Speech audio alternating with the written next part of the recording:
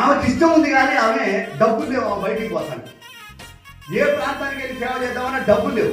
ఆమెకు అనుకుందంట, సరే నేను ప్రపంచానికి వెళ్ళి సేవ చేయలేను, కానీ ప్రపంచం కొరకు ప్రార్థన అయితే ఉన్న స్థలాన చేస్తా అని ఒక ప్రపంచ పటాన్ని తెచ్చుకొని ఇంట్లో పెట్టుకొని ఆమె ఏం తెలుసా, కిచెన్లో ఒక పటం పెట్టుకుందంట, హాల్లో ఒకటి పెట్టుకుందంట, బెడ్రూమ్లో ఒకటి పెట్టుకుంది. ఇంకా కిచెన్లో వంట చేసేటప్పుడు దేవా ఈ దేశాలన్నీ నువ్వు తాకవా, దాని తర్వాత హాల్లో కూర్చుంటే ప్రభా ఈ దేశాలన్నీ నువ్వు తాకవా, మళ్ళా బెడ్రూమ్లోకి వెళ్తే ప్రభా ఈ దేశాలన్నీ తాకవా. కొన్ని సంవత్సరాల నుంచి ఆమెకు ఆలోచనకు వచ్చింది, ప్రపంచంలోనికి నేను వెళ్ళను, ప్రపంచం కొరకు నేను ఇక్కడ కూర్చొని ఏం చేయగలను, ప్రార్థన చేస్తా. ఆమె ప్రార్థన చేయడం మొదలుపెట్టింది, కొన్ని సంవత్సరాలు ప్రార్థన చేసిందండి.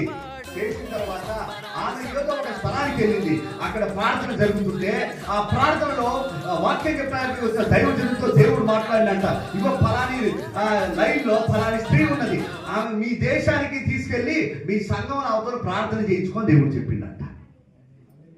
ఈ పాస్టర్ గారు మీటింగ్ అయిపోయిన తర్వాత ఆమెను పిలిచి, అమ్మా నీకు పాస్పోర్ట్ ఉందా అని అన్నాడు. ఆమె అన్నట్టు అదేంటి సార్ అన్నట్టు, ఇంకా నాకు తెలియదు మరి అంటే అమ్మ ఏరే దేశానికి పోయే ముందు అది ఉండాలమ్మా నాకు తెలియదు. అమ్మ నీకు ప్రయాణం చేయడానికి నీకు వస్తుందా, విమానాల్లో ప్రయాణం చేస్తా, నాకు ఏం రాస్తారు, నాకు అసలు ఏది లేదు, నన్ను ఏం అడగండి.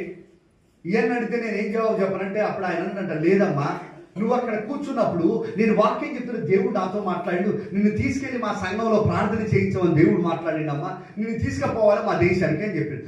ఉన్నదంటే నేనే దేశం వస్తాడు బాబు, నేను ఎక్కడికి రాలేను, నాకడ డబ్బులు లేవు, నాకడ భాష లేదు, దాని తర్వాత నాకు ఏమి దానికి వెళ్ళాల్సినటువంటి ఏర్పాటు నాకు ఏమీ తెలియదు. ఆయన అన్నాడంట, అమ్మ నేను నీకు ఒక అబ్బాయిని నేను మధ్యవర్తిగా ఉంచుతా, నీకు కావాల్సిన అన్ని అబ్బాయి ఇస్తాడు, నీకు అన్ని సహాయం చేసి పెడతాడు, నువ్వు నాకు మా దేశానికి రావాలి, వచ్చి నువ్వు ప్రార్థన చేసి కొద్ది రోజులు మా దగ్గర ఉండి రావాలంటే ఆ ఇంటికి వచ్చి ఏమండి మా ఆయన అడిగి చెప్తా, నాకు అడిగింది పెత్తనమంది ఎవరిది అది, నిన్ను దేవుడు అడిగింది కానీ నేను ఎవరిని అడగాల, నేను మా ఆయన అడగాలి, ఆయన పోయి అడగాలి.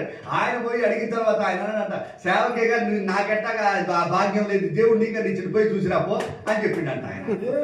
ఇక పాస్టర్ గారికి ఫోన్ చేస్తే అన్ని వివరాలు అన్నీ అయిపోయినాయి. అంత అయిపోయిన తర్వాత ఈమె అది మర్చిపోయి ఏం చేసింది, ఈమె ఇంకా ఆయన పంపిణీ రమ్మని కదా పోదాం దేవుడు అవకాశం ఇచ్చిన చాలా సంతోషపడుతుంది. మళ్ళా యథావిధిగా కిచెన్లకు వచ్చి దాని తర్వాత మళ్ళా హాల్లోకి వచ్చి మళ్ళా బెడ్రూమ్లో పోయి మళ్ళా ఇదంతా అయిపోయింది. విమానం వల్ల ప్రార్థన ప్రయాణం అయిపోతా ఉంది, అన్ని జరిగిపోయినాయి. విమానం వల్ల వెళ్తుంటే దేవుడు అన్నాడంట, ప్రపంచానికి నేను వెళ్ళలేను, ప్రపంచం కొరకు ప్రార్థన చేస్తున్నా అన్నావు కదా, ప్రపంచానికి తీసుకెళ్లడం మొదలు పెడుతున్నా, ఈ రోజు నుండి నువ్వు విమానాలలోనే ఉంటావు దేవుడు చెప్పింది.